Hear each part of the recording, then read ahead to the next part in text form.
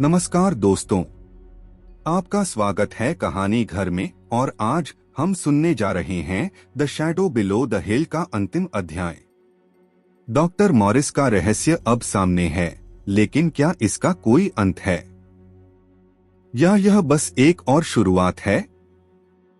आज की कहानी में होगा एक बलिदान, एक टूटन और एक डरावना सच जो बताता है कि कुछ कहानियां खत्म नहीं होती, वो बस दोबारा शुरू होती हैं। कमरा 9 फिर जाग चुका है। डायरी के पन्ने फिर उड़ने को तैयार हैं और कहानी आज भी किसी को अपना शिकार बनाएगी। तो चलिए सुनते हैं इस अंतहीन कहानी का आखिरी हिस्सा, the shadow below the hill part 4 inch. Aditya ने अपनी पूरी ताकत लगा दी। उसने रवि के हाथों से डायरी छीनने की कोशिश की, उसके पन्नों को नोचने लगा। संघर्ष के बीच एक पल ऐसा आया जब डायरी रवि की गिरफ्त से थोड़ी ढीली हुई।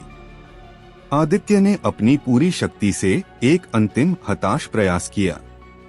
उसने डायरी को अपनी पूरी ताकत से कमरे की पुरानी टूटती हुई दीवार पर दे मारा। एक भयानक गूंजती हुई आवाज के साथ डायरी के पन्ने फट गए। एक तेज भयानक आवाज के साथ पुरानी चमड़े की जिल्द अलग हो गई और पन्ने हवा में बिखर गए, जैसे जले हुए कागज के टुकड़े हों। उसकी काली पुरानी स्याही दीवार पर फैल गई, एक भयानक धब्बे की तरह, जैसे कोई जहर हो जो अब कमरे की आत्मा में रिस रहा था। कमरा 9 में अचानक शांति छा गई।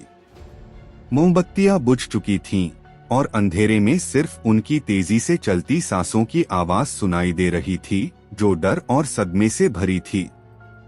रवि अपनी चेतना में वापस लौट आया था, लेकिन उसके हाथ कांप रहे थे और उसकी आंखों में अब भय था, उस भयानक चीज का भय जो उसके भीतर समा गई थी। आदित्य जमीन पर पड़ा था, उसके शरीर में कोई हरकत नहीं थी। उसकी सांसें थम चुकी थीं। उसने खुद को बलिदान कर दिया था, इस भयानक चक्र को तोड़ने की एक अंतिम हताश कोशिश में।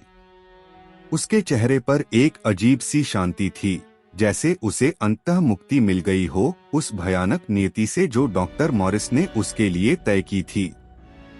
और फिर आता है एक डरावना अंतिम दृश्य।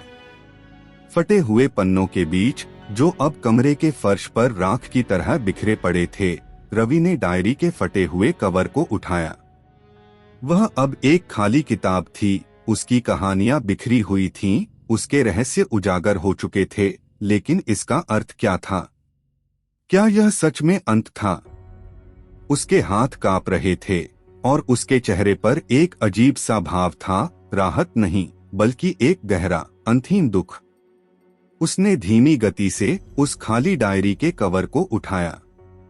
उसकी आंखें शून्य में घूर रही थीं, एक भयानक समझ के साथ कि यह अंत नहीं था, बल्कि एक चक्र था जो हमेशा चलता रहेगा। आदित्य का बलिदान इस भयानक खेल का सिर्फ एक और अध्याय था। उसने धीरे से उस खाली डायरी को उठाया और उसे वापस उसी शेल्फ पर रख दिया, जहां से उसने उसे लिया था, ठीक उसी जगह पर जहां से किसी और ने उसे उठाया होगा, किसी और जिज्ञासु छात्र ने, जो रूम 9 के रहस्य में खो जाने की हिम्मत करेगा। उसकी आंखें, जो अब पहले जैसी दिख रही थीं, फिर भी एक ऐसी चमक लिए थीं, जो इस कमरे की भयानक कहानियों को बयां करती थीं। कमरा 9 इंतजार कर रहा था अपने अगले पाठक के लिए। वह जानता था कि कोई न कोई आएगा, जिज्ञासा से भरा हुआ, या शायद किसी अनजाने आकर्षण से खिंचा हुआ।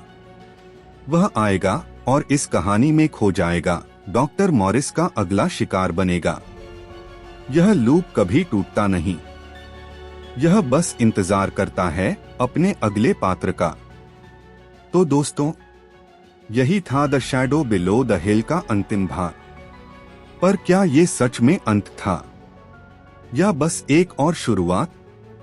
क्योंकि कुछ कहानियां किताबों में नहीं, कमरों में बसी होती हैं। और कमरा 9 अब भी इंतजार कर रहा है। आज के लिए बस इतना ही। अगर आपको ये कहानी पसंद आई हो तो चैनल को सब्सक्राइब करें और बेल आइकन जरूर दबाएं ताकि अगली डरावनी यात्रा आपसे एक पल के लिए भी दूर न हो। हम जल्द मिलेंगे एक और नई सस्पेंस और डर से भरी कहानी के साथ। तब तक के लिए अपना ख्याल रखें, अकेले मत घूमिए। और हाँ, जय हिंद।